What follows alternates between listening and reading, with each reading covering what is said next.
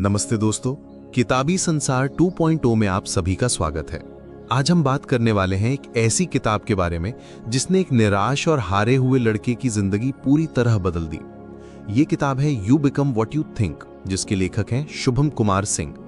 ये सिर्फ एक किताब की समरी नहीं, बल्कि एक ऐसे सफर की कहानी है जो हमें सिखाती है कि हमारी सोच में कितनी ताकत होती है। क्या आप भी कभी जिंदगी में खुद को फंसा हुआ महसूस करते हैं? क्या आपको भी लगता है कि कुछ भी अच्छा नहीं हो सकता? अगर हाँ, तो ये ऑडियो बुक समरी आपके लिए एक नई उम्मीद की किरण हो सकती है। ये आपको बताएगी कि आपकी सबसे बड़ी ताकत आपके अंदर ही छिपी है। ये आपको वो रास्ता दिखाएगी जिससे आप अपनी सोच के मालिक बन सकेंगे, उसके गुलाम नहीं। तो तैयार हो जाइए एक ऐसे सफर के लिए जो आपके सोचने का तरीका हमेशा के लिए बदल देगा। अध्याय 1, विचारों की शक्ति और दिमाग का विज्ञान। जब एक किताब ने जिंदगी को दिशा दी। बात एक ऐसी लड़के की है जो जिंदगी में सब कुछ खो चुका था। स्कूल में ग्रेड्स खराब थे, दोस्त दूर हो चुके थे और उसकी सोच पूरी तरह से नेगेटिव हो चुकी थी। उसे लगता था कि अब कुछ भी अच्छा नहीं हो सकता। एक दिन बिना किसी उद्देश्य के वो पास की लाइब्रेरी में चला गया। वहीं उसकी नजर एक शांत और खुश दिखने वाले आदमी पर पड़ी। उस आदमी ने खुद उससे बात की और कहा, तुम्हारी परेशानी तुम्हारी सोच में है। तुम जो सोचते हो वही बन जाते हो। उस आदमी ने उसे एक किताब दी जिसका नाम था you become what you think. किताब का पहला ही पेज कहता था कि हमारे विचार ही हमारी रियलिटी को आकार देते हैं। अगर हम बार बार नेगेटिव सोचेंगे तो जिंदगी में वही होगा, लेकिन अगर हम अपनी सोच को पॉजिटिव रखें तो जिंदगी बदल सकती है। किताब में न्यूरोप्लास्टिसिटी के बारे में बताया गया था। ये एक साइंटिफिक कॉन्सेप्ट है जो कहता है कि हमारा दिमाग लगातार बदल सकता है और विकसित हो सकता है हमारे विचारों और अनुभवों के आधार पर। ये बात उस लड़के को काफी दिलचस्प लगी। उससे लगा कि शायद अभी भी उम्मीद बाकी है।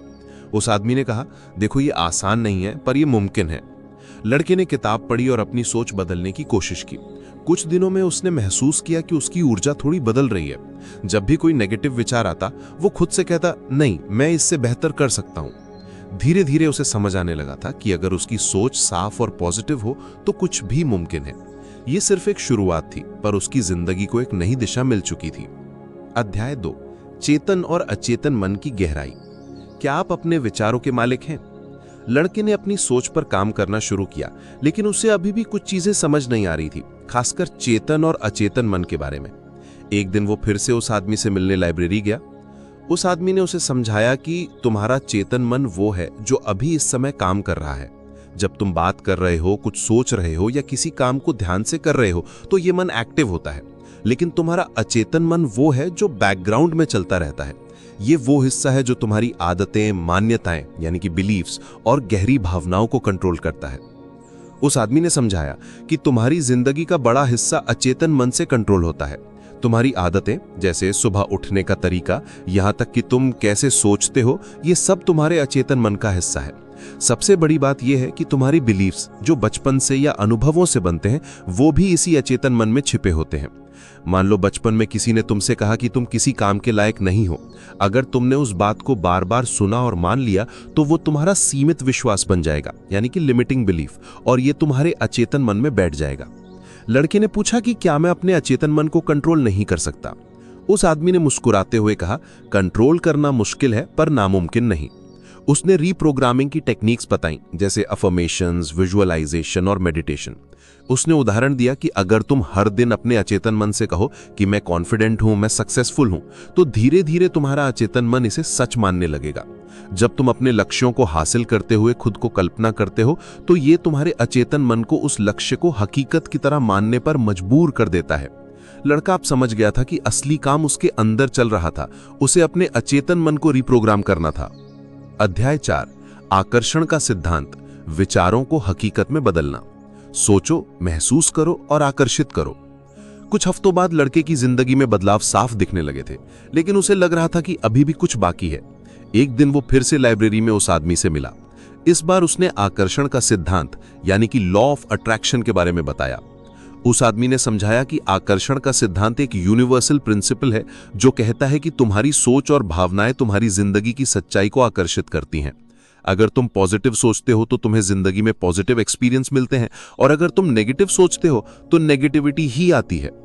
उसने आगे कहा, हमारी सोच और भावनाएं वाइब्रेशंस पैदा करती हैं। हर विचार और भावना की एक खास वाइब्रेशन होती है। जब तुम्हारे विचार और भावनाएं किसी इच्छा के साथ अलाइन हो जाने में एक्सपीरियंस लौट आता है। इसे हम वाइब्रेशनल अलाइनमेंट कहते हैं। लड़के ने पूछा कि इसका मतलब अगर मैं कुछ चाहता हूं और उसी के बारे में सोचता हूं तो वो मुझे मिलेगा। उस आदमी ने कहा बिल्कुल, लेकिन सिर्फ सोचना काफी नहीं है, तुम्हें अपनी भावनाओं और वाइब्रेशंस को भी उस इच्छा के साथ अलाइन करना होगा। उसने कृतज्ञता की प्रैक्टिस करने की सलाह दी। उसने कहा जब तुम कृतज्ञ होते हो तो तुम अपनी वाइब्रेशंस को ऑटोमेटिक हाई कर लेते हो। हर दिन सुबह और रात को उन चीजों के लिए कृतज्ञ रहो जो तुम्हारे पास हैं। ये तुम्हारी वाइब्रेशंस को पॉजिटिव दिशा में सेट करता है। उसने ये भी समझाया कि विजुअलाइजेशन के दौरान अपनी भावनाओं पर ध्यान देना बहुत जरूरी है। लड़का अब समझ गया था कि सिर्फ पॉजिटिव सोचना ही काफी नहीं है, उसे अपनी भावनाओं को भी कंट्रोल करना था। उसने तय किया कि वो अपनी जिंदगी को पूरी तरह से बदलने के लिए अपने विचारों, भावनाओं और कामों को एक साथ अलाइन करेगा। अध्याय 4, नेगेटिविटी को हराना और मन शरीर का संबंध, संपूर्ण वेल बीइंग का राज। लड़के ने अपनी जिंदगी में काफी बदलाव महसूस किए, लेकिन फिर भी कभी कभी नेगेटिव थॉट्स वापस आ जाते थे। वो फिर से उस आदमी से मिला और इस प्रॉब्लम का हल पूछा। उस आदमी ने कहा कि तुम अकेले नहीं हो, हम सब कभी ना कभी नेगेटिव थॉट्स का शिकार होते हैं, लेकिन इसका मतलब ये नहीं है कि तुम असफल हो रहे हो। उसने कॉग्निटिव रीस्ट्रक्चरिंग की तकनीक बताई। उसने समझाया कि जब भी तुम्हें नेगेटिव विचार आए तो उन्हें चैलेंज करो। अपने आप से पूछो कि क्या इस बिलीफ को सपोर्ट करने के लिए कोई सबूत है। अक्सर तुम्हें पता चलेगा कि तुम्हारे नेगेटिव थॉट्स बिना किसी आधार के होते हैं। इसके बाद उन नेगेटिव विचारों को पॉजिटिव और एम्पावरिंग विचारों से बदल दो। इस पूरी प्रोसेस में माइंडफुलनेस का अभ्यास बहुत जरूरी है। कुछ हफ्तों बाद लड़के ने एक और समस्या बताई कि उसकी फिजिकल हेल्थ सही नहीं थी, वो जल्दी थक जाता था। उस आदमी ने मुस्कुराते हुए कहा, हमारी फिजिकल हेल्थ का सीधा कनेक्शन हमारी मेंटल हेल्थ से होता है, ये माइंड बॉडी कनेक्शन कहलाता है। उसने समझाया, जब तुम लगातार नेगेटिव थॉट्स में डूबे रहते हो तो तुम्हारा शरीर स्ट्रेस हार्मोन्स जैसे कॉर्टिसोल को ज्यादा रिलीज करता है। ये हार्मोन्स तुम्हारे शरीर पर बुरा असर डालते हैं और तुम्हें बीमार कर सकते हैं। पॉजिटिव सोच स्ट्रेस हार्मोन्स को कम करती है और शरीर को रिलैक्स करती है। उसने स्ट्रेस मैनेजमेंट, कृतज्ञता और ऑप्टिमिज्म को अपनी जिंदगी का हिस्सा बनाने की सलाह दी। लड़के को अब यह समझ में आ गया था कि उसका मानसिक और शारीरिक स्वास्थ्य कितनी गहराई से जुड़े हुए थे। उसने ठान लिया कि अब से वो न केवल अपनी मानसिक स्थिति पर काम करेगा, बल्कि अपनी फिजिकल हेल्थ पर भी ध्यान देगा। इस जर्नी का आखिरी सबक यह था कि सच्ची सफलता सिर्फ खुद को सुधारने में नहीं, बल्कि दूसरों की मदद करने में है। और अब लड़का इस सबक को पूरी तरह से अपना चुका था। तो दोस्तों, ये थी you become what you think किताब की पूरी कहानी। ये एक शक्तिशाली यात्रा थी जो हमें सिखाती है कि हमारे विचार हमारी जिंदगी का हर पहलू तय करते हैं। याद रखें, आप वही बनते हैं जो आप सोचते हैं। अपनी सोच के मालिक बने, उसके गुलाम नहीं। अगर इस ऑडियो बुक ने आपको सोचने पर मजबूर किया है तो इस वीडियो को लाइक करें और अपने विचार कमेंट्स में जरूर बताएं कि आपको सबसे ज्यादा असरदार क्या लगा।